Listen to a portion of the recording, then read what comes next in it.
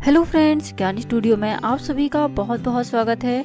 दोस्तों, यदि अभी तक आपने मेरे चैनल को सब्सक्राइब नहीं किया है तो नीचे दिए रेड कलर के सब्सक्राइब बटन पर क्लिक करना बिल्कुल ना भूलें। तो चलिए दोस्तों, आज के इस वीडियो में मैं आप सभी को बताती हूँ एक और नए आयुर्वेदिक नुस्खे के बारे में। तो दोस्तों, आज की इस वीडियो में मैं आप सभी को बताने वाली हूँ कि यदि आपको सूखी खांसी है और आप चाहते हैं कि ये जो आपकी सूखी खांसी है वह जल्द से जल्द ठीक हो जाए, तो आप इसके लिए क्या घरेलू उपाय अपना सकते हैं। तो दोस्तों, ऐसे में काली मिर्च का उपयोग करना आपके लिए बहुत ही फायदेमंद होगा। आप क्या करें कि काली मिर्च और मिश्री इन दोनों को आप बराबर मात्रा में लेकर पीस लें और इनमें घी मिलाएं और इनमें इतना घी आपको मिलाना है कि इसकी गोलियां बन जाएं।